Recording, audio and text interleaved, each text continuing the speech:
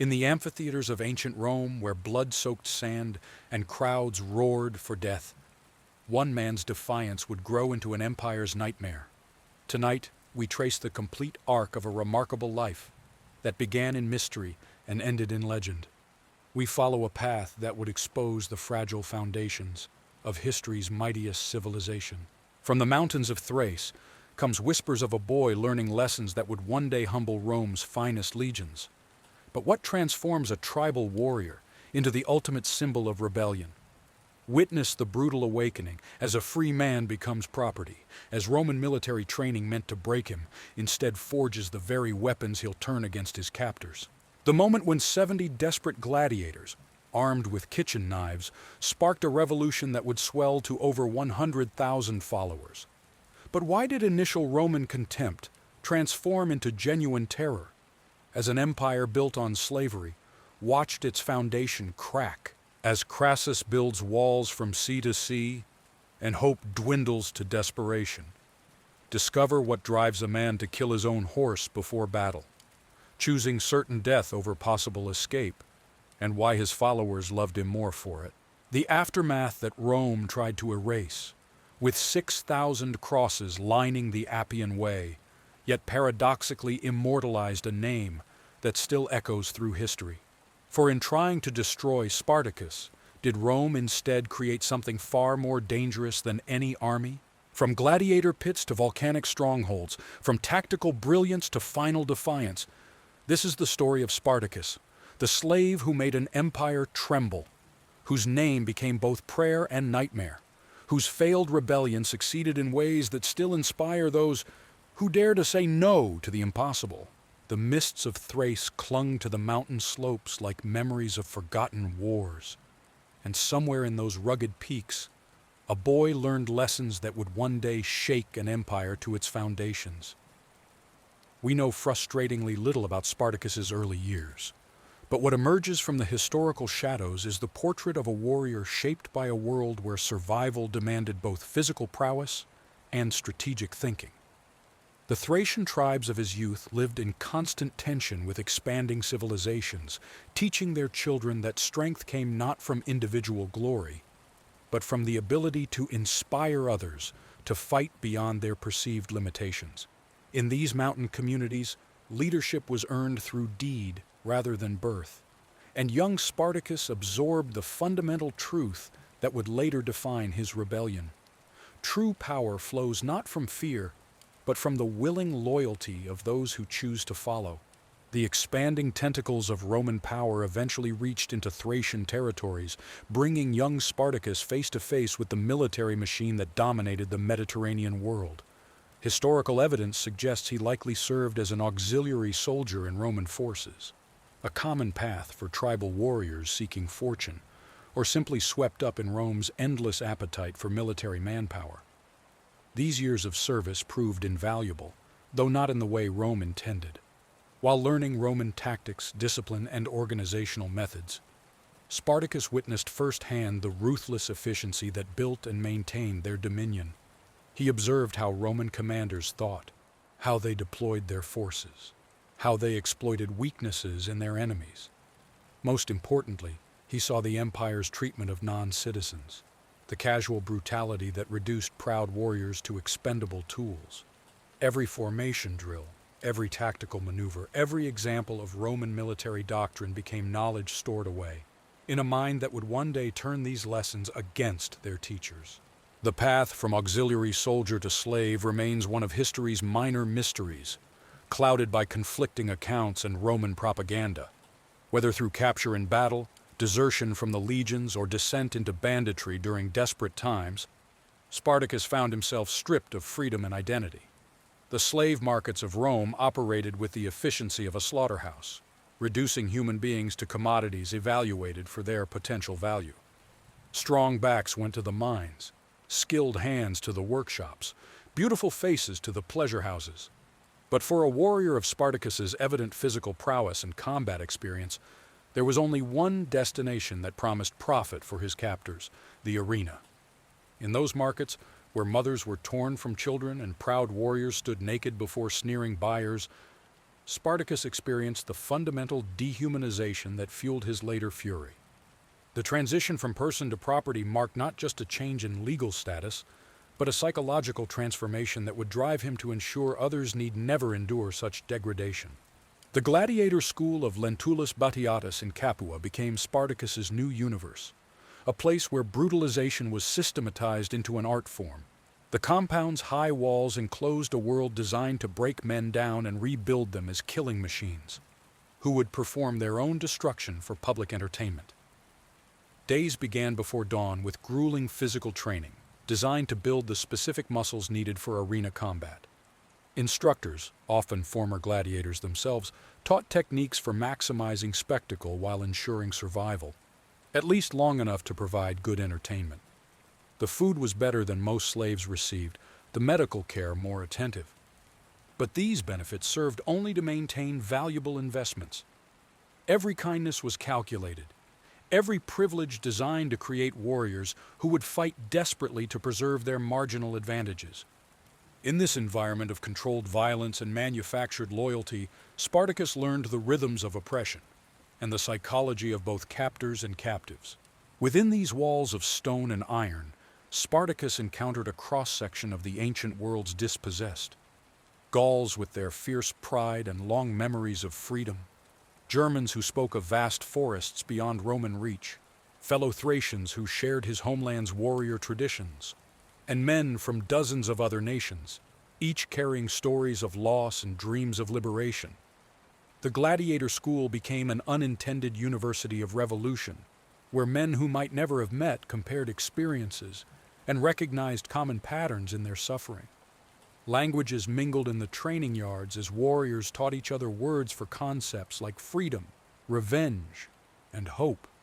Spartacus moved among them not as a superior but as an equal, learning their stories, understanding their motivations, recognizing that beneath the diversity of origins lay a universal human desire for dignity.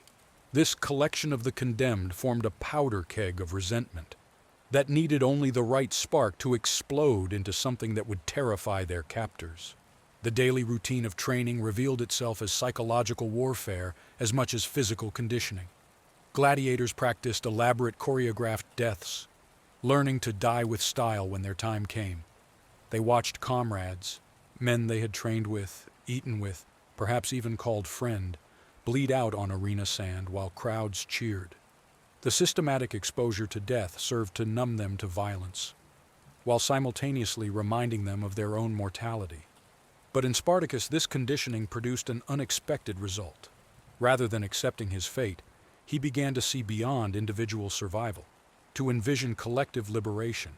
He understood that their captors' greatest fear was not gladiator deaths, those were expected and profitable, but the loss of control over the careful system that channeled violence into entertainment. Every fallen comrade strengthened his resolve. Every cheer from the crowd deepened his contempt for a society that found amusement in human suffering. As Spartacus observed the broader patterns of Roman society during his captivity, a crucial realization dawned.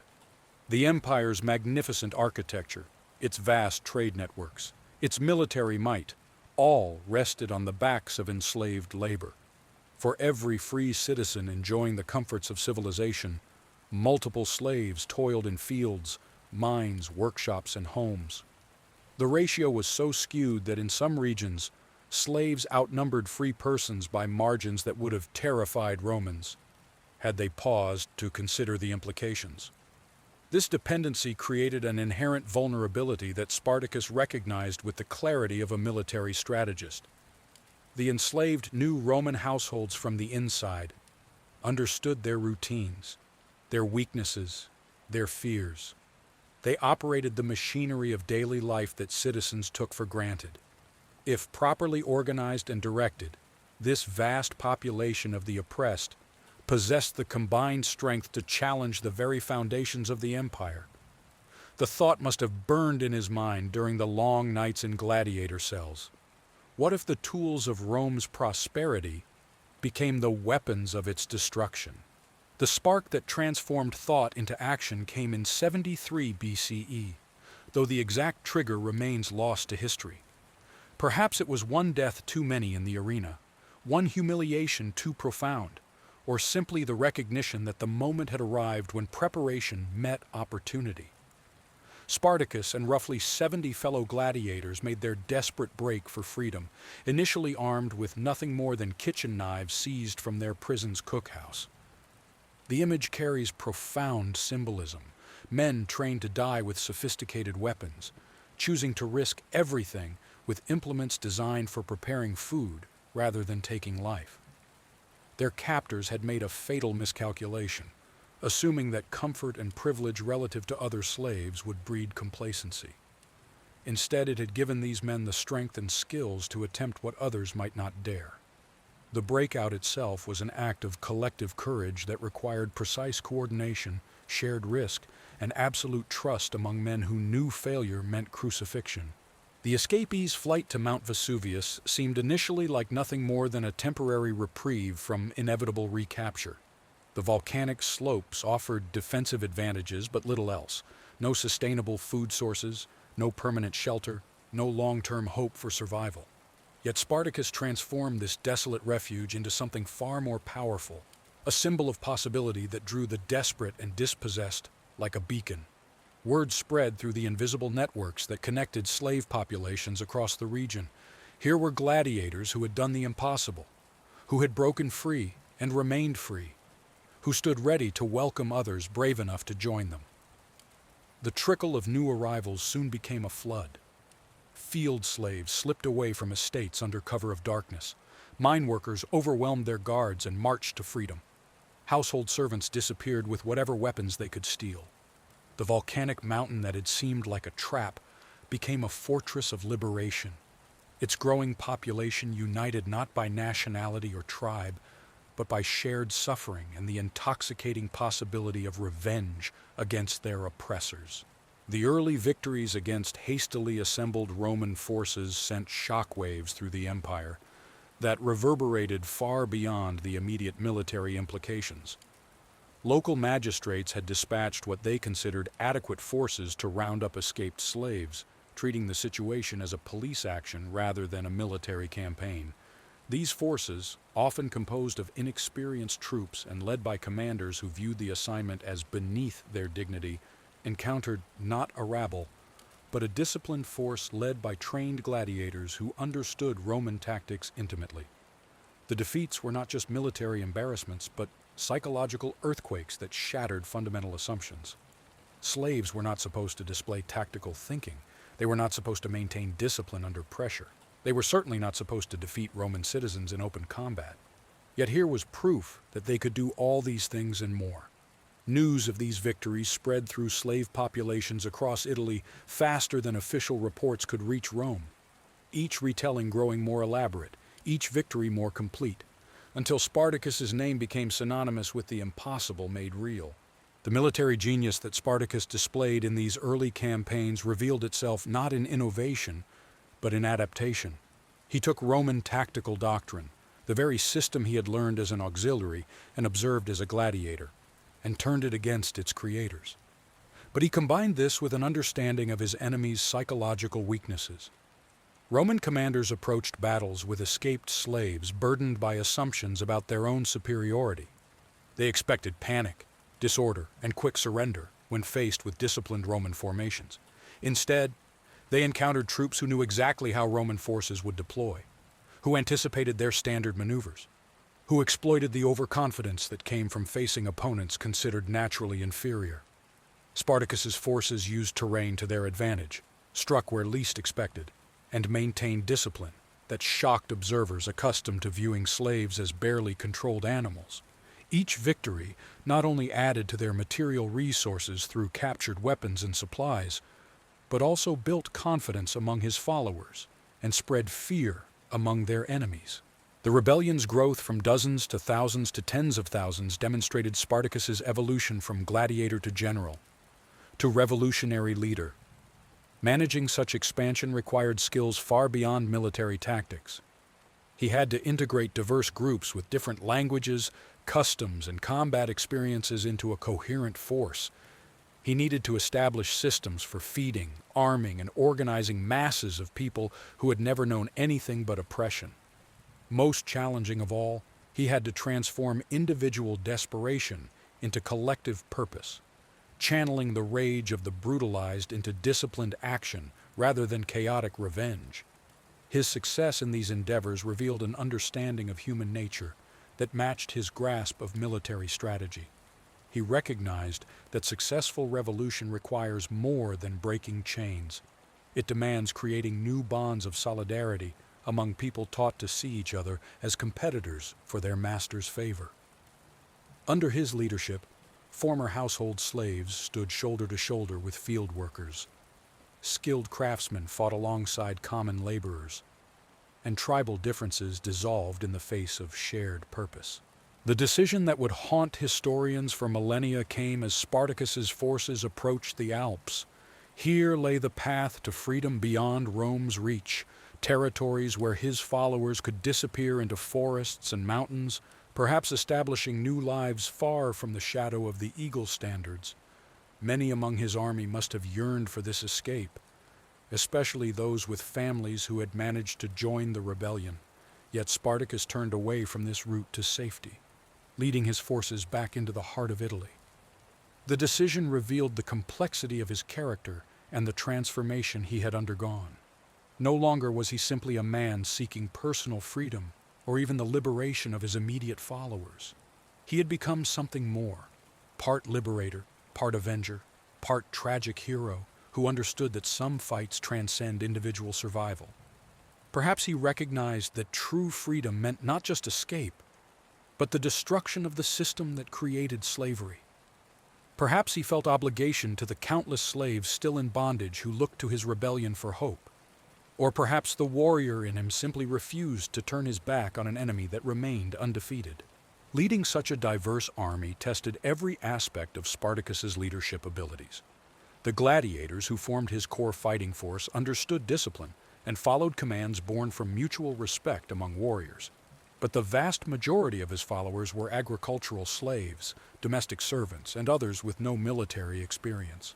Some sought only revenge against specific masters. Others dreamed of returning to homelands they had not seen in decades. Still others, born into slavery, had no concept of life beyond servitude and struggled to imagine what freedom might mean.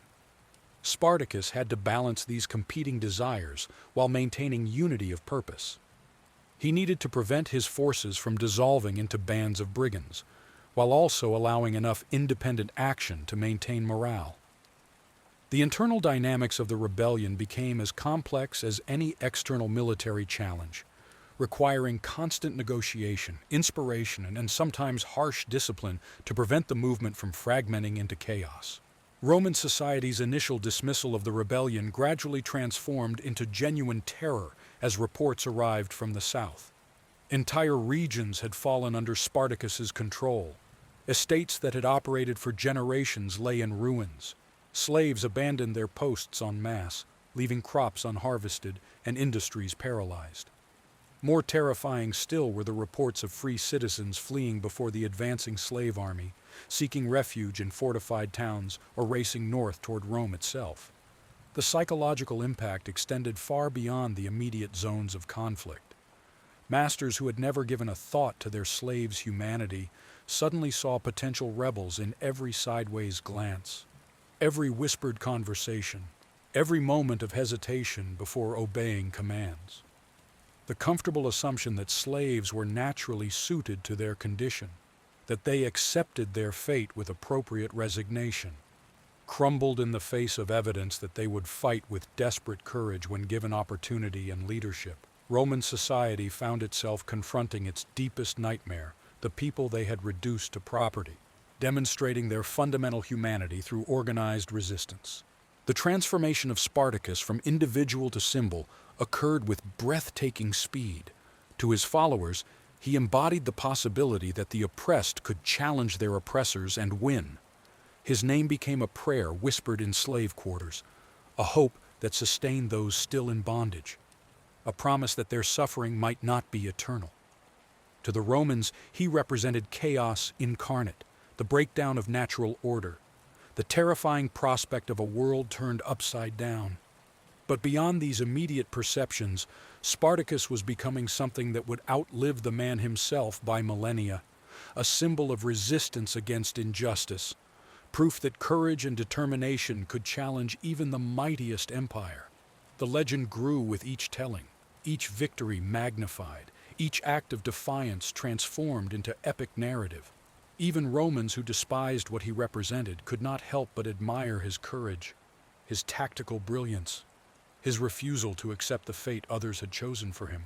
By the end of his first year of rebellion, Spartacus commanded a force that defied every expectation of what escaped slaves could achieve.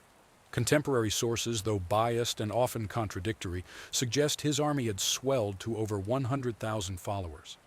This mass of humanity controlled vast swaths of southern Italy, creating a de facto state within Roman territories. They had defeated multiple Roman forces, captured entire cities, and accumulated wealth and weapons that transformed them from desperate fugitives into a genuine military threat. The implications were staggering. If slaves could organize on such a scale, if they could defeat professional soldiers, if they could govern territories and maintain discipline among diverse populations, then every assumption about the natural order of society stood exposed as convenient fiction. Spartacus had proven that the Roman Empire's greatest weakness was not external enemies at distant frontiers, but the internal contradictions of a society built on the systematic dehumanization of the majority of its population. The stage was now set for a confrontation that would determine more than the fate of one rebellion. At stake were fundamental questions about power, freedom, and human dignity that resonated far beyond the immediate conflict. Could Rome's military machine, refined through centuries of conquest, crush a movement that challenged not just political control, but the basic assumptions underlying ancient civilization? Would Spartacus's dream of liberation survive the inevitable counterattack from an empire that could not afford to let such defiance stand? The answers would come in blood and iron, as Rome prepared to deploy its full might against the man who had transformed from property to peril, from gladiator to general, from slave to symbol. The next phase of the conflict would test whether inspiration and desperation could prevail against resources and ruthlessness, whether the human spirit's demand for freedom could overcome the machinery of oppression perfected over generations of dominance. Rome's initial response to Spartacus revealed the empire's fatal combination of arrogance and complacency. They dispatched inadequate forces, led by commanders who underestimated their enemy and overestimated their own invincibility. The praetor Gaius Claudius Glaber assembled what he considered more than sufficient force: 3,000 hastily recruited militia, not even proper legionaries. They would deal with what Roman authorities dismissed as a minor slave disturbance. This contemptuous approach reflected deeply ingrained assumptions about the natural order of society. Slaves fled. They didn't fight. They cowered. They didn't strategize. They scattered at the first sign of Roman authority. They didn't stand their ground. Glaber's force marched toward Vesuvius with the casual confidence of men assigned to round up stray cattle. Their commander was more concerned with the inconvenience of the task than any potential danger. The very idea that escaped gladiators might pose a genuine military threat. It seemed absurd to minds conditioned by generations of unchallenged dominance. This arrogance would cost them dearly, transforming what should have been a footnote in Roman history into an existential crisis that would shake the foundations of their society. The tactical brilliance Spartacus displayed in defeating Glaber's force announced the arrival of a new kind of enemy. Rather than meet the Romans in open battle where superior equipment and training might prevail, Spartacus used the volcanic terrain to his advantage. His men crafted ropes from wild vines, descended cliff faces the Romans considered impassable, and struck their camp from behind in a devastating night attack. The militia, expecting to besiege starving fugitives, instead found themselves surrounded by disciplined fighters who knew exactly where to strike for maximum effect. The slaughter was complete, the humiliation absolute. Roman soldiers, citizens who considered themselves naturally superior to any slave, fled in panic before men they had come to capture, Weapons, armor, supplies, and most importantly, credibility fell into rebel hands. News of the defeat spread through slave populations faster than official reports could reach Rome. Each retelling added details that transformed a tactical victory into mythic triumph. The impossible had happened. Slaves had not just resisted, but conquered. Not just survived, but thrived. Each victory brought new recruits flooding to Spartacus's banner, creating a rolling avalanche of rebellion that gathered strength with every mile traveled. Field slaves abandoned their plows mid-furrow. Domestic servants vanished from households they had served for decades. Miners overpowered their guards and marched to freedom. But the rebellion attracted more than just the enslaved. Dispossessed farmers who had lost their lands to wealthy estates, shepherds and herdsmen living on society's margins, even impoverished free citizens crushed by debt and desperation. All found hope in Spartacus's growing army.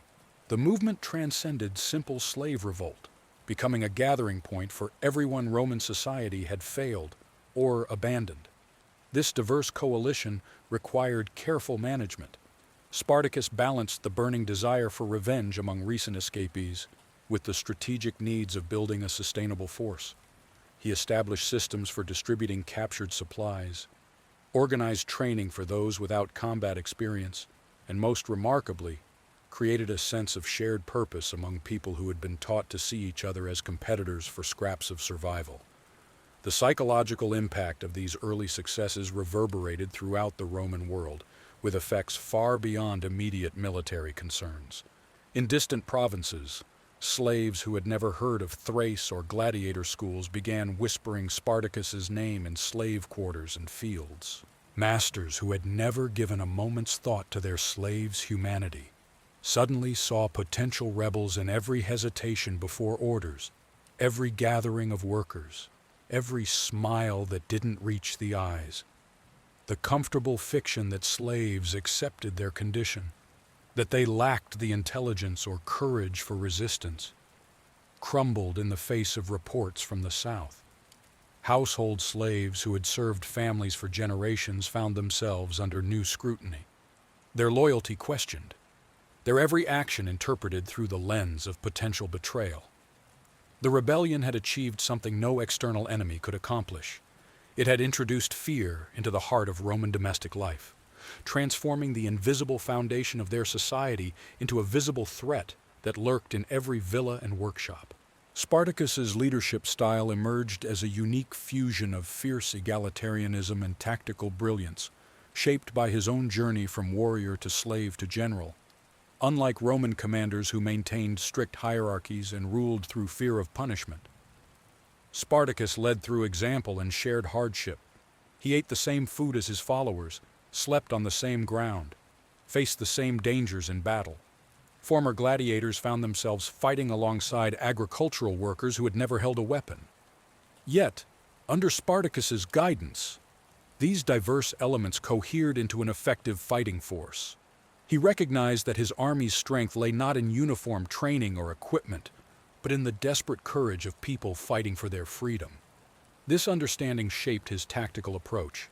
He favored mobility over fixed positions, surprise over predictable engagement, psychological warfare over pure military might. His ability to inspire former slaves to stand against professional soldiers came from his fundamental recognition of their humanity, something Roman society systematically denied. Success, however, brought new challenges that tested Spartacus's leadership in ways that victory in battle never could. The rebellion's internal tensions emerged as different groups within his army pursued conflicting visions of what freedom meant. Gauls dreamed of returning to their homeland beyond the Alps.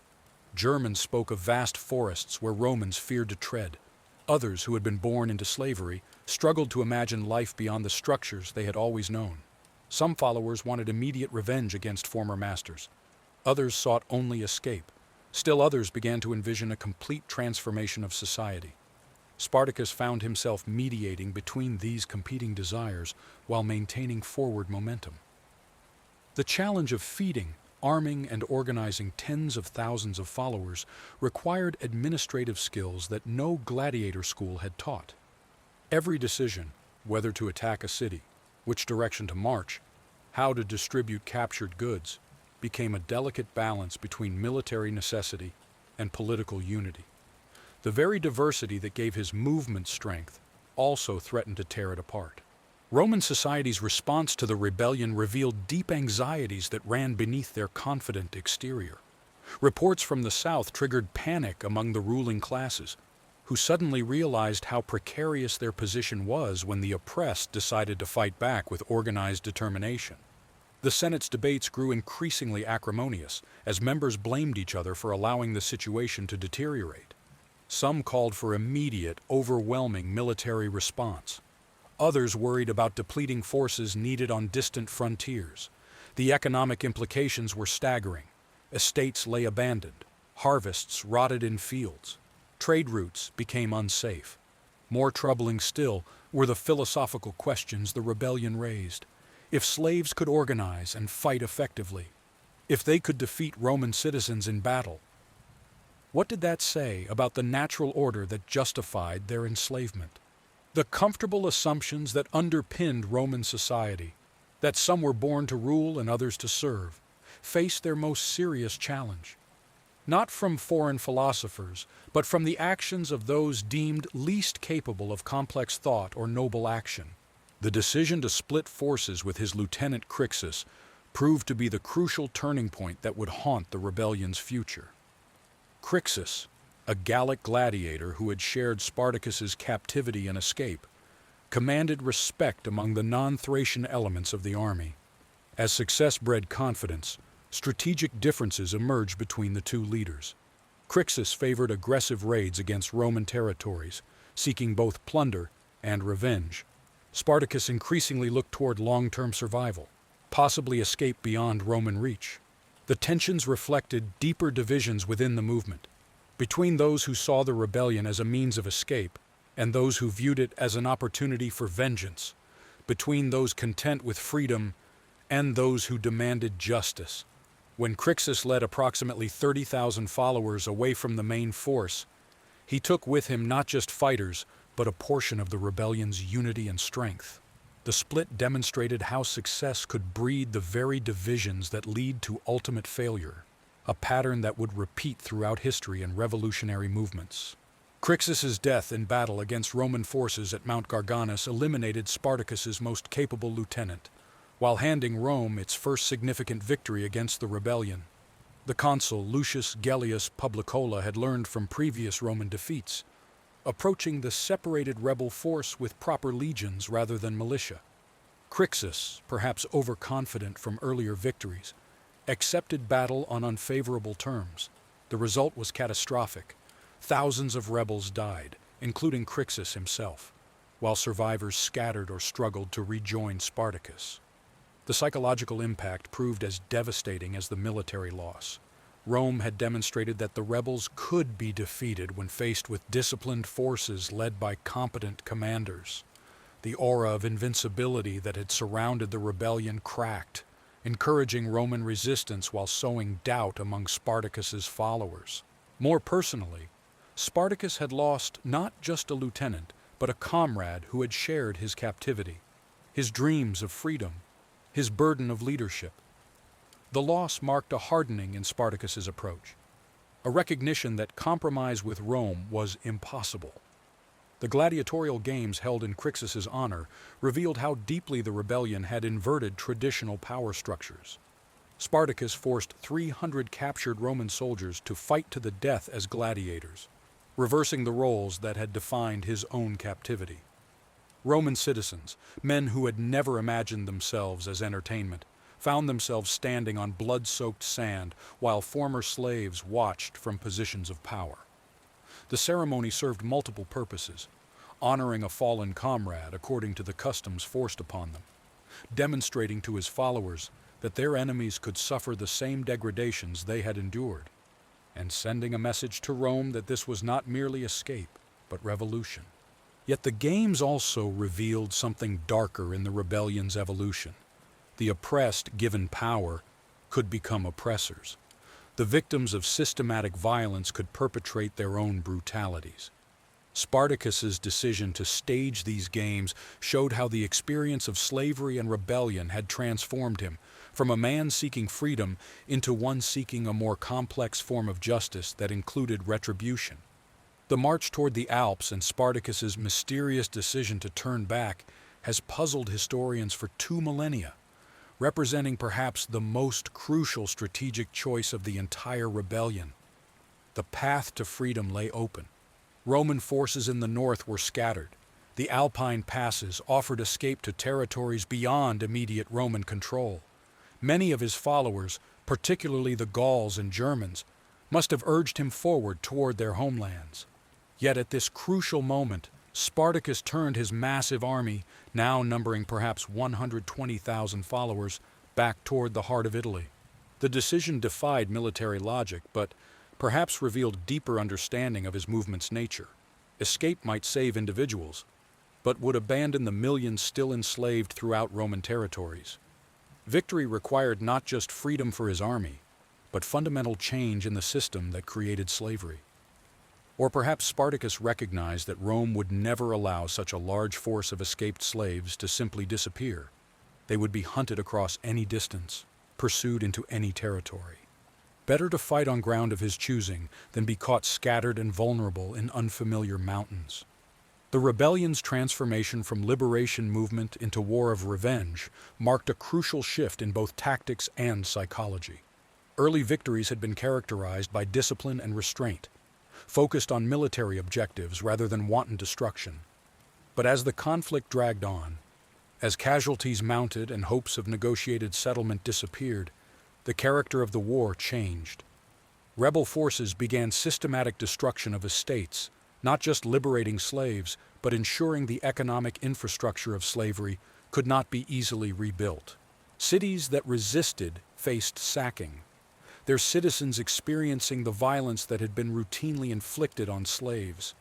Spartacus himself seemed changed by the weight of leadership and loss, his earlier vision of freedom increasingly replaced by determination to inflict maximum damage on the society that had brutalized him and his followers. This evolution from liberator to avenger reflected the corrosive nature of prolonged conflict, how noble causes can be twisted by the very violence required to pursue them. Rome's assignment of Marcus Licinius Crassus to crush the rebellion brought Spartacus face to face with an enemy unlike any he had previously encountered. Crassus combined vast personal wealth with ruthless ambition and genuine military competence. Unlike previous commanders who had viewed fighting slaves as beneath their dignity, Crassus recognized both the threat and opportunity the rebellion represented. Victory would bring not just military glory but political power, positioning him among Rome's elite. He approached the campaign with methodical determination, assembling 8 full legions, over 40,000 professional soldiers, and imposing discipline through terror. His wealth allowed him to equip his forces with the best available supplies and maintain them in the field indefinitely. Most importantly, Crassus studied his enemy, learning from previous Roman defeats, understanding that Spartacus was not some savage to be casually crushed, but a skilled commander requiring respect and careful planning to defeat. Crassus's implementation of decimation demonstrated the lengths to which Rome would go to restore military discipline and create an army capable of defeating Spartacus. When his forces initially showed cowardice in facing the rebels, Crassus revived the ancient punishment of executing every 10th man in the offending units. The lottery of death, where soldiers drew lots to determine who would be beaten to death by their own comrades, created terror that exceeded any fear of the enemy. The message was clear. Cowardice meant certain death, while fighting Spartacus offered at least the possibility of survival. This brutal calculation transformed Roman forces from demoralized troops who had heard too many stories of rebel victories into a grimly determined army that feared their own commander more than any enemy. The psychological warfare worked both ways. Spartacus's followers learned they now faced an opponent as ruthless as any they had known in slavery. The strategic duel between Spartacus and Crassus showcased 2 brilliant military minds locked in deadly adaptation and counter-adaptation. Spartacus's mobility and knowledge of local terrain initially allowed him to evade Crassus's attempts at decisive engagement. He struck at supply lines, disappeared into difficult country, appeared where least expected. But Crassus proved a patient hunter, gradually limiting Spartacus's options through systematic pressure. Each commander studied the other's methods, adjusted tactics, sought any advantage. The conflict became as much psychological as military, with both leaders understanding that defeat meant not just death, but the complete destruction of everything they represented. For Spartacus, loss meant the end of hope for millions of enslaved people throughout the Roman world. For Crassus, failure meant political ruin and personal humiliation. This mutual desperation drove both to extraordinary efforts, creating a campaign that tested the limits of ancient military art. Spartacus's attempt to negotiate passage to Sicily revealed both strategic vision and growing desperation as Roman pressure intensified. The island offered tantalizing possibilities, a history of slave revolts, defensible terrain, separation from mainland Roman forces. If Spartacus could establish himself there, he might create a sustainable base for continued resistance or even an independent society of freed slaves. He negotiated with Cilician pirates, offering substantial payment for transport across the narrow strait. But the pirates, after accepting payment, betrayed him. Whether through Roman bribery or simple greed remains unknown. This betrayal trapped Spartacus's army in the toe of Italy, with the sea on three sides and Crassus's forces closing from the north. The failed escape attempt marked the beginning of the end, transforming a mobile force that had terrorized Italy for 2 years into a trapped army with nowhere to run. The psychological impact on his followers, who had seen Sicily as potential salvation, added desperation to an already dire situation. The construction of Crassus's wall across the peninsula demonstrated Rome's commitment to ending the rebellion through engineering as much as military might. Stretching from sea to sea, the fortification included a deep ditch, earthen rampart, and wooden palisade, creating a prison that contained Spartacus's entire army. The massive construction project employed thousands of soldiers in grueling labor. But Crassus understood that time favored Rome. His forces could be supplied indefinitely, while Spartacus's army would gradually starve within their shrinking territory. The wall represented more than physical barrier. It was psychological warfare, demonstrating to rebels and Romans alike that the empire's resources were effectively limitless. For Spartacus's followers, watching the wall grow daily while their supplies dwindled must have been deeply demoralizing. The engineering triumph that had built Roman civilization now served to crush those who challenged it, turning the landscape itself into a weapon of oppression. The rebellion's final phase saw Spartacus at his most heroic and tragic, preparing his followers for a battle they all knew they couldn't win. The attempted breakout through Crassus's fortifications in the dead of winter revealed both desperate courage and the limits of what inspiration could achieve against material disadvantage. Spartacus filled a section of the Roman ditch with earth and debris, using bodies of fallen cattle and even some of his own dead to create a crossing. A portion of his army broke through in a snowstorm, but at terrible cost. The escape brought temporary freedom, but no real hope. Crassus's forces pursued relentlessly while additional Roman armies under Pompey and Marcus Terentius Varro Lucullus converged on the region. Spartacus found himself leading an exhausted, depleted force through hostile winter terrain, knowing that each day brought new enemies while his own strength diminished. Yet he maintained discipline, held his remaining followers together, and continued to seek some path to survival against increasingly impossible odds. The final campaign against Spartacus revealed the full extent of Roman military power.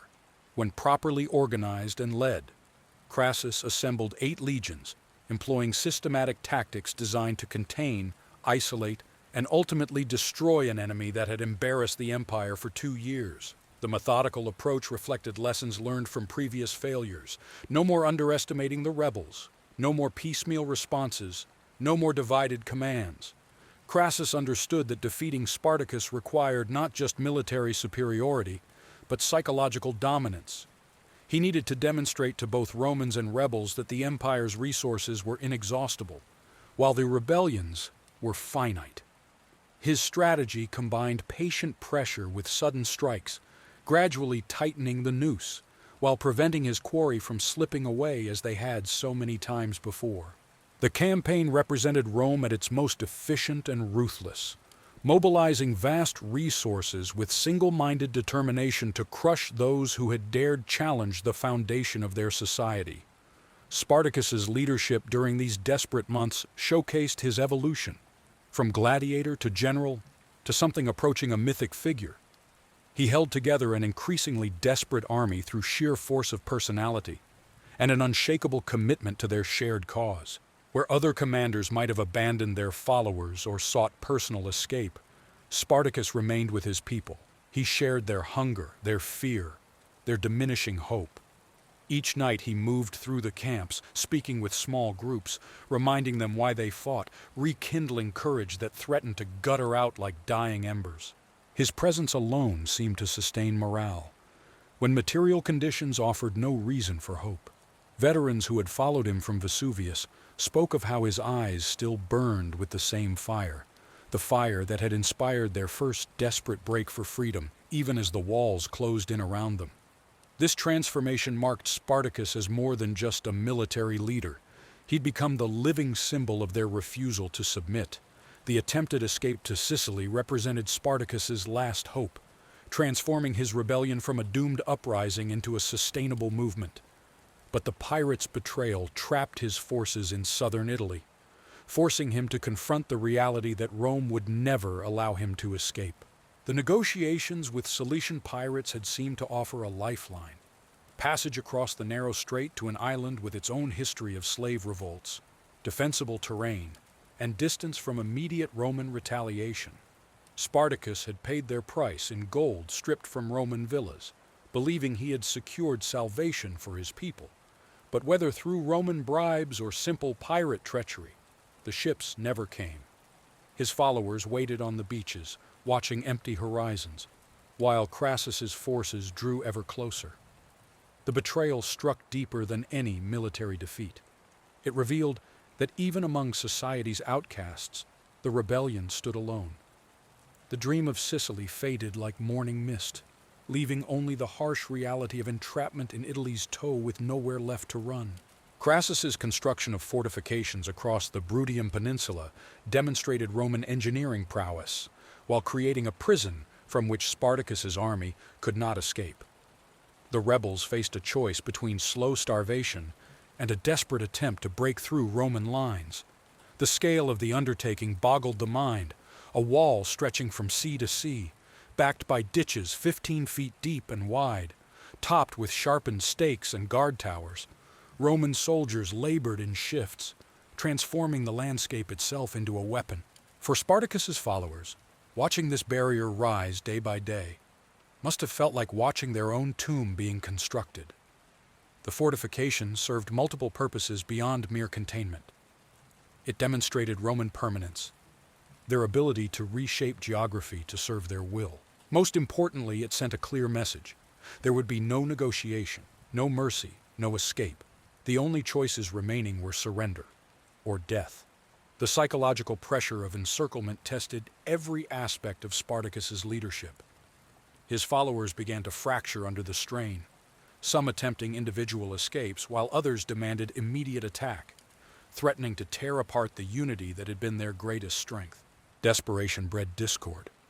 Different factions within the rebel army proposed contradictory solutions to their impossible situation. Some urged negotiation, hoping Crassus might offer terms to avoid further bloodshed. Others advocated for mass suicide attacks, preferring death in battle to slow starvation. Still others began slipping away in small groups, believing their chances better alone than with the doomed army.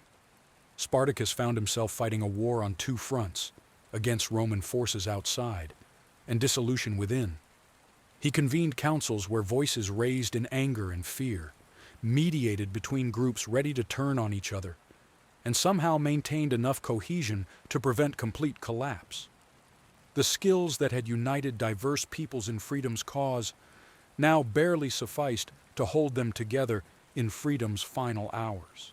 Spartacus's decision to crucify a captured Roman soldier in full view of Crassus's army served as both a message of defiance and a demonstration of how completely the rebellion had inverted traditional power relationships. They turned the oppressor's favorite method of execution against themselves. The act shocked both armies. Romans accustomed to inflicting such punishment saw one of their own suffering the slave's death, while rebels witnessed their leader embrace the brutality of their former masters. The symbolism resonated on multiple levels. Here was a gladiator who had been forced to kill for Roman entertainment, now forcing Romans to die for rebel satisfaction. The crucifixion declared that even trapped and outnumbered, the rebels retained agency, could still inspire fear, still claim the power to judge and execute their enemies. Yet the act also revealed how the rebellion had transformed from liberation movement to something darker, how the experience of oppression could create oppressors, how cycles of violence perpetuated themselves even among those seeking to break free. The winter months of siege warfare revealed growing desperation within Spartacus's camp. Supplies dwindled, hope faded, but the extraordinary loyalty his followers maintained even when facing certain death testified to bonds forged through shared struggle and sacrifice. Food became increasingly scarce as Crassus's blockade prevented foraging. The rebels subsisted on whatever stores they had managed to accumulate. Horses were slaughtered for meat, leather boiled for soup, wild roots and bark supplemented meager rations. Yet despite these privations, despite the obvious hopelessness of their situation, the vast majority remained with Spartacus. They could have attempted individual escape, could have sought Roman mercy by betraying their comrades, could have simply given up. Instead, they maintained discipline, shared what little they had, supported each other through the darkest hours. This loyalty spoke to something Spartacus had created beyond military success, a genuine community bound by shared experience and mutual respect that transcended the immediate crisis. Multiple attempts to break through Roman fortifications resulted in heavy casualties while achieving little strategic gain. Spartacus confronted the reality that his tactical brilliance could not overcome the fundamental resource disparity between his ragtag army and the Roman war machine. Each assault followed a similar pattern: careful planning, desperate courage, initial success as rebels breached outer defenses, then inevitable repulse as Roman reserves rushed to seal the gap. The mathematics of attrition worked relentlessly against the rebels. Every fallen fighter was irreplaceable, while Crassus could draw on seemingly endless reinforcements. Every weapon lost or broken diminished their fighting capacity, while Roman quartermasters ensured their soldiers never lacked equipment. Spartacus watched his army bleed away in these futile attempts. Each failure diminished not just numbers, but morale. The tactical genius that had won so many unlikely victories found its limits against an enemy with unlimited resources and the patience to use them. The arrival of Pompey's legions from Spain created additional pressure on Crassus to end the rebellion quickly. Political complications threatened to rob him of the glory he needed to advance his career, intensifying Roman efforts to bring the conflict to a decisive conclusion. The great Pompey, fresh from victories in Spain, marched his veteran legions toward the conflict zone with obvious intention of claiming credit for ending the slave rebellion.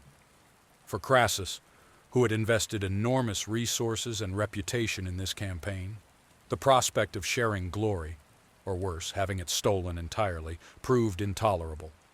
This political rivalry translated into military urgency. Crassus pressed his subordinates for quicker results, launched more aggressive probes, took greater risks to force a conclusion before Pompey could arrive. The rebels found themselves caught between personal ambitions of Roman generals, their fate becoming a prize in political competition. The pressure manifested in increasingly aggressive Roman tactics, less patience for siege warfare, more determination to force immediate battle. Internal dissension within Spartacus's ranks reached a breaking point. A significant portion of his army, led by Gannicus and Castus, broke away to pursue their own strategy, fatally weakening the rebellion just as it faced its greatest challenge.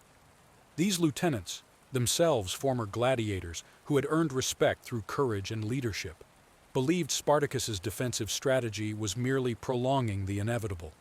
They advocated for a massive breakout attempt, arguing it better to die fighting for freedom than slowly starve behind Roman walls. When Spartacus refused, prioritizing unity and survival over glorious death, they led approximately 12,000 followers in an independent escape attempt. The split revealed fundamental disagreements about the rebellion's purpose. Was it about survival at any cost, or about making a statement through how they died? The departure of these experienced fighters and their followers left Spartacus with a diminished force, just when he needed maximum strength. The destruction of the breakaway force by Roman cavalry eliminated thousands of Spartacus's best fighters. It provided Crassus with a crucial victory that demonstrated the rebellion's vulnerability and boosted Roman morale after months of frustrating siege warfare. Gannicus and Castus had barely cleared the Roman fortifications when Crassus's cavalry fell upon them. The cavalry had been held in reserve for exactly such an opportunity. The rebels, caught in open ground without defensive positions, fought with characteristic courage but stood no chance against disciplined cavalry charges. The slaughter was complete.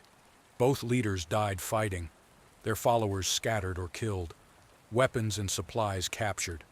For Crassus, the victory provided exactly what he needed: proof that the rebels could be defeated in open battle, demonstration of his strategic foresight, and elimination of a significant portion of enemy strength. For Spartacus, watching from his remaining positions, the destruction of his former comrades confirmed the trap's completeness. The rebellion that had once terrorized Italy now found itself reduced to waiting for inevitable destruction. Spartacus's final speech to his remaining followers captured the essence of his transformation from slave to legend. He prepared them for a battle they all knew would end in death, but which would also secure their immortality. He spoke not of victory. That dream had died with the betrayal at the strait. He spoke of meaning, of how they would be remembered, of what their deaths would represent to future generations. He reminded them of where they had started, what they had achieved, how they had made Rome tremble. He spoke of children yet unborn who would hear their story and take courage, of slaves in distant lands who would whisper their names and dream of freedom. The speech transformed impending defeat into a final act of defiance, death into a statement that would echo through history. His words, filtered through hostile Roman sources, yet still powerful enough to preserve, revealed a man who understood that some victories transcend battlefield success, that inspiration can outlive empires. The decision to kill his own horse before the final battle symbolized Spartacus's commitment to fighting to the death, rather than seeking escape. He demonstrated to his followers that their leader would share their fate, regardless of the outcome. The act, performed before the assembled army, carried profound meaning in a culture where horses represented mobility, status, and the possibility of escape. By drawing his sword and killing the magnificent animal that could have carried him to safety, Spartacus declared his intentions with absolute clarity. There would be no flight for him while his followers died. No survival purchased by abandoning those who had trusted him. The gesture electrified his remaining forces, showing them their general would stand or fall with them, that whatever fate awaited would be shared equally. Roman historians, despite their bias, recorded this moment with something approaching admiration, recognizing the powerful symbolism of a leader deliberately eliminating his own means of escape. The Battle of the Salarius River represented the culmination of everything Spartacus had learned about warfare, leadership, and human nature. He led his outnumbered forces in a desperate charge, seeking to achieve through courage what could not be accomplished through strategy. The rebels formed up in the dawn light, a fraction of their former strength, but still dangerous in their desperation. Spartacus had chosen his ground carefully, the river protecting one flank, rough terrain channeling the Roman advance. But everyone understood this was not about tactical advantage, but about how they would end their story. When the charge came, Spartacus led from the front, seeking to cut through Roman lines to reach Crassus himself. understanding that killing the enemy commander represented their only slim hope of victory. The battle became a swirling melee of desperate courage against disciplined resistance, of men fighting for meaning against those fighting for reward, of an ending that both sides knew was predetermined yet still had to be written in blood. Spartacus's death in battle, fighting in the front ranks alongside his men, provided the heroic ending that transformed a failed rebellion into an enduring symbol of resistance against oppression. His name would outlive the empire that destroyed him. Ancient sources, despite their Roman bias, paint a picture of extraordinary courage in those final moments. Wounded in the thigh by a javelin, Spartacus dropped to one knee but continued fighting, cutting down 2 centurions who rushed to claim the glory of killing him. Even as more wounds accumulated, as his strength ebbed, he remained in the thick of combat, inspiring his followers through example until the very end. When he finally fell, so many claimed credit for the killing blow that no individual could be definitively named as his slayer. His body, lost in the carnage of general slaughter, was never definitively identified. This absence of a corpse to display in triumph added to the legend. Rome could claim victory, but could never prove they had truly killed the man who had become more symbol than flesh. The aftermath of the battle saw Crassus's systematic crucifixion of 6,000 captured rebels along the Appian Way. He created a forest of crosses that served as Rome's brutal reminder of the price of rebellion, while simultaneously immortalizing the courage of those who had dared to fight for freedom. The mass execution stretched for miles along Rome's most important highway. Each cross bore a man who had chosen possible death in freedom over a certain life in slavery. Crassus intended the display to terrorize, to demonstrate the futility of resistance, to burn into collective memory the price of challenging Roman authority. Yet the very scale of the punishment testified to the magnitude of the threat Spartacus had posed. No minor criminal received such elaborate execution. This was reserved for those who had genuinely threatened the state. The dying rebels in their agony became monuments to the possibility of resistance. Travelers for years afterward would pass these grim reminders and whisper prayers or curses, depending on their station, ensuring the rebellion's memory lived on. The failure to recover Spartacus's body from the battlefield added to his legend. Romans and slaves alike wondered whether their greatest enemy had truly died, or somehow escaped to fight another day, creating a myth that would inspire future generations of rebels and revolutionaries. Without a corpse to display, without the closure of seeing their enemy's head on a pike, Romans could never fully claim victory. Rumors persisted for years. Sightings in distant provinces, mysterious raiders who fought with gladiatorial techniques, slave revolts led by men claiming to be the legendary Spartacus. The uncertainty gnawed at Roman confidence. They were forced to see potential Spartacuses in every strong slave, every minor disturbance, every whispered conversation they couldn't quite hear. For the enslaved, this ambiguity offered hope. If Spartacus could disappear from a battlefield surrounded by enemies, perhaps death wasn't the only escape from bondage. The missing body became more powerful than any physical remains, transforming a mortal man into an immortal possibility that haunted oppressors and inspired the oppressed for generations. The rebellion's end marked not just the death of Spartacus, but the conclusion of the largest slave uprising in ancient history. It demonstrated both the potential power of the oppressed when united and the ultimate futility of challenging an empire at the height of its military dominance. In 2 years, escaped gladiators had grown into an army that controlled vast territories, defeated multiple Roman forces, and threatened the very foundations of the ancient world's dominant power. They had proven that slaves could organize, could fight, could win against citizens who considered them naturally inferior. Yet they had also proven that inspiration alone could not overcome the fundamental mathematics of power. Courage could not indefinitely compensate for lack of resources. Tactical brilliance had limits against strategic depth. Individual heroism could not transform systemic oppression. The rebellion failed in its immediate aims, but succeeded in planting seeds of doubt about the natural order that would germinate slowly over centuries. Spartacus had shown that the impossible was merely difficult, that the inevitable could be resisted, that even in failure there could be a victory that transcended the battlefield and entered the realm of eternal inspiration. The immediate aftermath of Spartacus's defeat saw Rome struggle to process the implications of a rebellion that had exposed fundamental weaknesses in their social system. The ruling classes grappled with the realization that their civilization's foundation rested on the continued submission of people who had proven capable of extraordinary resistance. In the Senate chambers and patrician villas, conversations turned anxiously to questions that had never before required serious consideration. If slaves could organize on such a scale, if they could defeat professional soldiers, if they could maintain discipline and purpose through years of conflict, what did that say about the natural order Romans had taken for granted? The comfortable assumption that some were born to rule and others to serve had been shattered by the evidence of the past 2 years.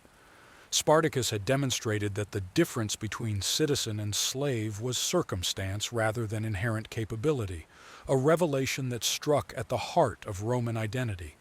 The victory celebrations rang hollow, as thoughtful Romans recognized that they had not defeated an inferior enemy, but equals who simply lacked their resources and advantages.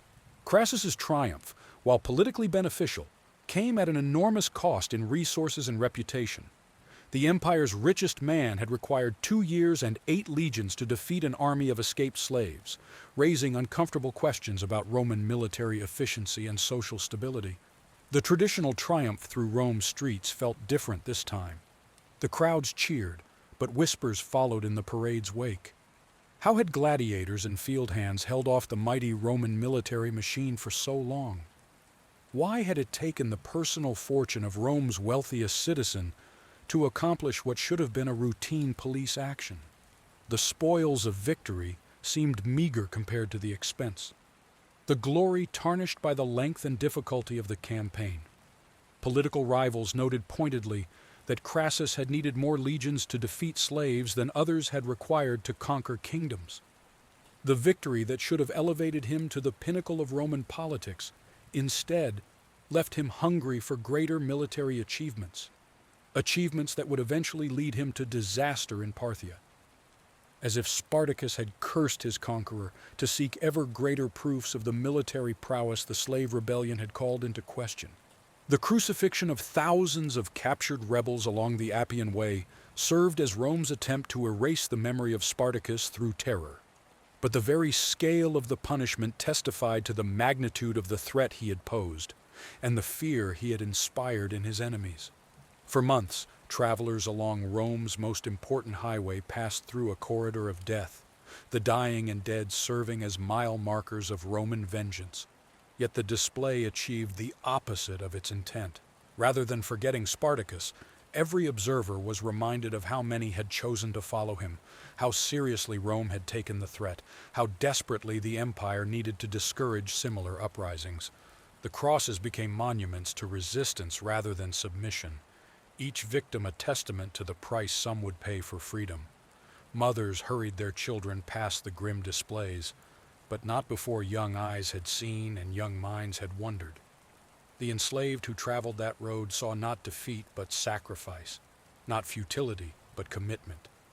The forest of crosses intended to proclaim Roman power instead advertised Roman fear, showing future generations that the empire could kill rebels but not the idea of rebellion.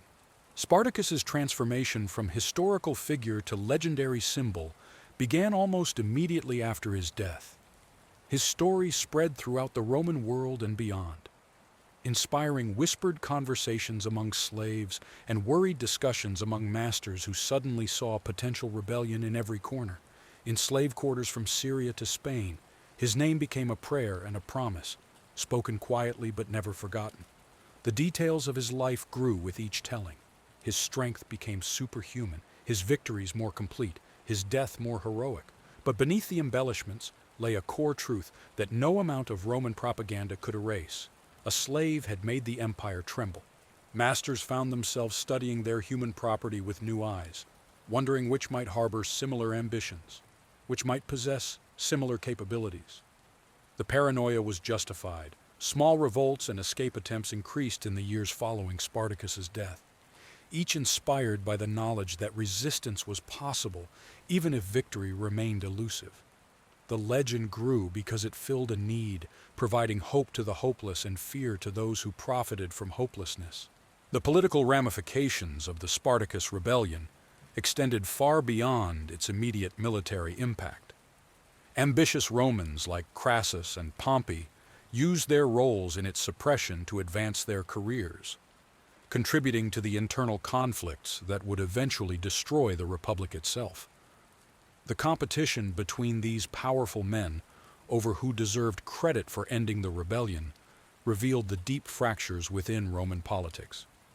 Pompey, arriving late, but claiming to have mopped up fleeing rebels, parlayed his minimal involvement into political capital that furthered his rivalry with Crassus. This competition would eventually draw in Julius Caesar, forming the first triumvirate that would ultimately spell doom for the Republican system. In a sense, Spartacus achieved posthumously what he could not accomplish in life. His rebellion set in motion political dynamics that would fundamentally transform Rome. The empire that emerged from the Republic's ashes would be different, more centralized, more militarized, shaped in part by the recognition that internal threats could be as dangerous as foreign enemies. Ancient historians' accounts of Spartacus reveal the complex emotions his rebellion inspired even among his enemies. Writers like Plutarch and Appian struggled to reconcile their admiration for his courage and leadership with their horror at the social chaos he had unleashed. These Roman and Greek authors, writing decades or centuries after the events, could not help but portray Spartacus as more than a simple criminal or savage. They noted his intelligence, his charisma, his tactical brilliance, his concern for his followers. Even while condemning the rebellion, they painted a picture of a leader who commanded respect. This grudging admiration from hostile sources provides our clearest window into Spartacus's true character, as his enemies inadvertently preserved evidence of his nobility while trying to justify his destruction.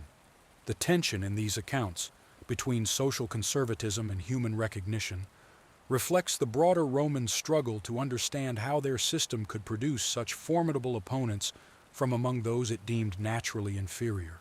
The rebellion's impact on Roman slave policy was surprisingly limited. The empire's economic dependence on slave labor made fundamental reform impossible. But individual masters became more cautious about treatment and more vigilant about potential signs of unrest among their human property. No great reforms followed Spartacus's defeat, no systematic changes to improve conditions or reduce the risk of future uprisings. The Roman economy simply could not function without massive slave labor, and acknowledging slaves' humanity would have undermined the entire system. Instead, changes came at the margins. Some masters moderated their cruelty out of pragmatic fear. Others increased surveillance and restrictions. The contradiction at the heart of Roman slavery became more apparent but no less reconcilable. They needed slaves but feared them, depended on them but despised them, recognized their capabilities but denied their humanity.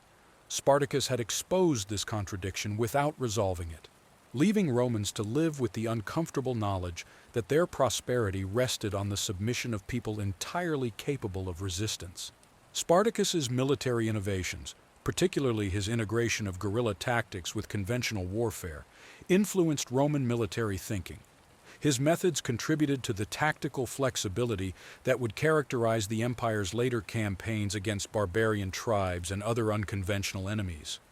Roman commanders studied the rebellion's campaigns, analyzing how Spartacus had used mobility, terrain, and psychological warfare to overcome numerical and equipment disadvantages. These lessons proved valuable in later conflicts where Rome faced enemies who refused to fight according to traditional rules. The gladiator who had learned Roman tactics in order to subvert them ended up teaching Romans new ways of thinking about warfare. His emphasis on speed over strength, adaptation over rigid doctrine, and morale over mere numbers became incorporated into Roman military training. In death, Spartacus became an unwitting instructor at the empire's war colleges, his victories and defeats alike providing case studies in unconventional warfare. The absence of Spartacus's body from the battlefield contributed to persistent rumors that he had survived and escaped, creating a myth that inspired hope among the oppressed and paranoia among their oppressors. It demonstrated how legends can sometimes be more powerful than the historical figures who inspire them. For decades after the battle, reports surfaced of mysterious figures claiming to be Spartacus or his descendants, leading bands of outlaws or inspiring local revolts. Roman authorities investigated each claim with disproportionate resources, revealing their fear that the legend might reignite into reality. The missing body became a powerful symbol. If Spartacus could vanish from a surrounded battlefield, perhaps death itself could not contain the spirit of resistance he embodied. Slaves told stories of secret meetings where Spartacus appeared to chosen followers, promising that the fight would continue. Masters dismissed such tales as fantasy, while secretly wondering if somewhere in the shadows their greatest enemy plotted his return. The uncertainty gnawed at Roman confidence more effectively than any confirmed death could have achieved. The rebellion's failure to achieve lasting change highlighted the fundamental challenge facing any revolutionary movement in the ancient world. They lacked alternative social and economic models that could replace the systems they sought to destroy, leaving even successful rebels without a clear vision of what should come next. Spartacus could unite diverse peoples in opposition to slavery, but what would replace the slave economy? How would society function without the forced labor that powered agriculture, mining, and manufacturing? These questions had no ready answers in a world where every major civilization depended on some form of bondage. The rebellion could destroy but not create, tear down but not build up. This limitation was not a failure of imagination but a reflection of historical constraints. Alternative models simply did not exist in accessible form. Even had Spartacus achieved total victory, his followers would have faced the challenge of creating entirely new social structures without precedent or guide.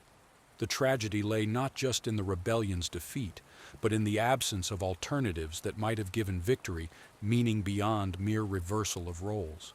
Spartacus's influence on later slave rebellions was limited by the very thoroughness of his defeat. The brutal suppression of his uprising served as a deterrent that prevented similar large-scale revolts for generations, though smaller acts of resistance continued throughout the empire's history. The crosses along the Appian Way sent a clear message about the fate awaiting future rebels, and that message was heard. No slave uprising would again reach the scale of Spartacus's rebellion during the Roman Empire's existence. Yet resistance took other forms: individual escapes, work slowdowns, sabotage, the preservation of cultural traditions, the quiet maintenance of human dignity in dehumanizing conditions. Spartacus had shown that massive rebellion was possible, but also revealed its limitations. Future resistors learned to work within narrower constraints, to seek freedom through less dramatic means, to survive rather than gloriously fail. The absence of major uprisings did not mean acceptance of slavery, but rather adaptation to the harsh realities his defeat had reinforced. The contrast between Spartacus's heroic image and the practical limitations of his rebellion illustrates the complex relationship between individual courage and systemic change. Even the most charismatic leaders cannot single-handedly overcome the structural forces that maintain oppressive systems. Spartacus possessed every quality mythology associates with successful revolutionaries: courage, intelligence, charisma, tactical brilliance, genuine care for his followers. Yet these individual excellences could not overcome the fundamental mathematics of power in the ancient world. Rome's resources were effectively infinite compared to what any rebel movement could muster. Its military machine had been refined through centuries of conquest. Its economic system, however unjust, functioned with brutal efficiency. Spartacus could inspire individuals to transcend their circumstances, but he could not change the circumstances themselves. His story demonstrates both the power and limitations of individual heroism, showing how one person can ignite change, while also revealing why such change often falls short of transformation. Roman literature's treatment of Spartacus evolved over time. Later writers increasingly emphasized his noble qualities while downplaying the social implications of his rebellion, transforming a revolutionary into a more palatable figure who could be admired without threatening existing power structures. Early accounts focused on the danger he represented and the relief at his defeat. But as decades passed and the immediate threat receded, writers began to craft a different narrative. Spartacus became a noble savage, a worthy opponent whose courage could be admired precisely because it had been safely contained. His rebellion was reframed as personal drama rather than social revolution, his motivations reduced to individual freedom rather than systemic change. This literary transformation served Roman purposes perfectly. It acknowledged the uncomfortable fact of his capabilities, while neutralizing the dangerous implications of his cause. By the imperial period, Spartacus had become almost a romantic figure. His story told as tragedy rather than threat, allowing Romans to feel sophisticated in their appreciation of a defeated enemy while avoiding any serious reflection on the system he had challenged. The geographic scope of Spartacus's rebellion, which at its height controlled much of southern Italy, demonstrated the potential for coordinated resistance across vast territories. It provided a template that would inspire later revolutionary movements, even as it revealed the enormous challenges such coordination entailed. Managing a rebellion that stretched across hundreds of miles, encompassing diverse populations and terrains, required administrative capabilities that rivaled those of established states. Spartacus created communication networks, supply lines, command structures, and diplomatic protocols, essentially building a counter-state within Roman territory. This achievement proved that the oppressed could organize on a scale that matched their oppressors, that revolution could be more than local uprising. Yet it also revealed the difficulties of maintaining unity across such distances, of coordinating actions without established infrastructure, of building institutions while under constant military pressure. Future revolutionaries would study both his successes and failures, learning that territorial control meant nothing without the ability to transform that control into sustainable alternatives. The rebellion's religious and cultural dimensions, often overlooked in military histories, included the syncretistic blend of different traditions and beliefs that helped unite Spartacus's diverse followers. This created a shared identity that transcended ethnic and national boundaries. In the rebel camps, Thracian war gods received prayers alongside Gallic deities. Germanic rituals merged with Roman practices learned in captivity, creating a unique spiritual fusion that reflected the movement's diversity. Spartacus himself seems to have encouraged this religious plurality, understanding that shared purpose mattered more than theological uniformity.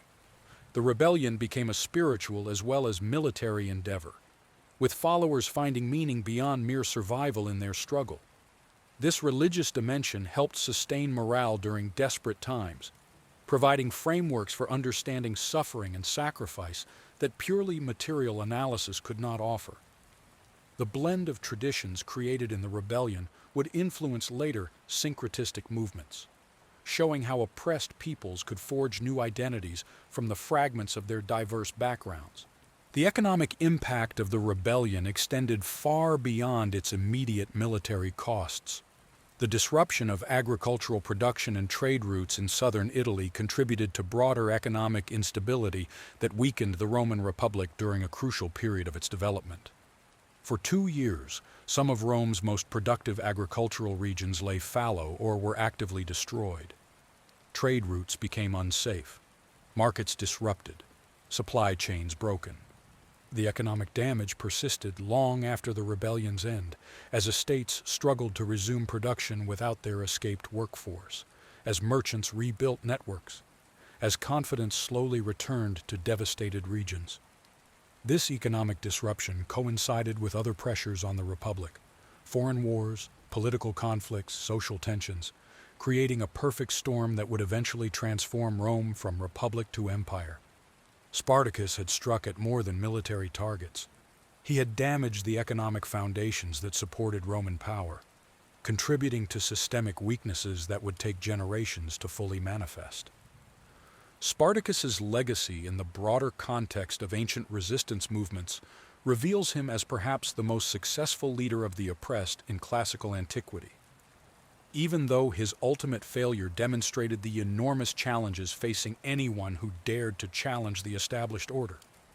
Other slave revolts in the ancient world, the Sicilian uprisings, the various smaller rebellions throughout Roman territory, never achieved the scale, organization, or impact of Spartacus's movement. He alone managed to unite diverse populations, maintain discipline across years of conflict, win multiple victories against professional armies, and create something approaching an alternative society within rebel-controlled territories. His name became synonymous with resistance in a way that no other ancient rebel achieved. Yet his defeat also established the limits of what such resistance could accomplish in the ancient world, showing future rebels both the possibilities and constraints they faced. Success was measured not in permanent victory, but in the demonstration that resistance was possible, that the oppressed could act rather than merely endure. The enduring fascination with Spartacus across cultures and centuries reflects humanity's perpetual struggle between freedom and oppression. Each generation rediscovers in his story the timeless themes of courage, sacrifice, and the refusal to accept injustice, even when resistance seems hopeless. From medieval peasants to modern revolutionaries, from enslaved Africans in the Americas to workers fighting for dignity in industrial societies, people have found inspiration in the gladiator who refused to accept his fate. His story transcends its historical specifics to speak to universal human experiences, the desire for freedom, the courage to resist overwhelming power, the bonds forged in shared struggle, the meaning found in fighting for justice even when victory seems impossible. Each era reinterprets Spartacus according to its own needs and understanding, but the core message remains constant, that human dignity cannot be permanently suppressed, that courage can challenge empires, that some victories are measured not in immediate success, but in the inspiration provided to future generations who continue the eternal struggle for freedom and justice. From the gladiator pits of Capua to the battlefields of southern Italy, Spartacus's journey embodies the eternal human struggle, the struggle between those who would enslave and those who refused to be enslaved. He transformed a failed rebellion into an immortal symbol of resistance, a symbol that continues to inspire anyone who faces seemingly impossible odds in the fight for dignity and freedom. His story reminds us that true victory sometimes lies not in immediate triumph, but in the courage to stand when standing seems futile, to unite when division appears inevitable, to hope when hope itself becomes an act of defiance. The gladiator who made an empire tremble achieved what no military victory could have accomplished. He planted seeds of doubt about the natural order of oppression, seeds that would germinate slowly through centuries, inspiring countless others to believe that the impossible was merely difficult, that the inevitable could be resisted, that human dignity could not be permanently suppressed by any system, no matter how powerful. As you drift toward sleep, remember that Spartacus achieved something perhaps more valuable than victory. He proved that even in humanity's darkest moment, when power seems absolute and resistance appears futile, ordinary people can rise to extraordinary heights. They can leave marks on history that outlast the empires that sought to erase them. Let his story settle into your dreams, not as a tale of violence and defeat, but as a testament to the unconquerable human spirit, a spirit that refuses to accept injustice as permanent reality. Tomorrow brings its own challenges, its own moments when we must choose. Choose between submission and resistance, between accepting what is and fighting for what should be. But tonight, rest easy knowing that throughout history, there have always been those who said no to the impossible, who chose meaning over safety, who understood that some battles are worth fighting, simply because they affirm our shared humanity. May your sleep be peaceful, your dreams unburdened, and your awakening bring renewed appreciation for the freedoms others sacrificed to secure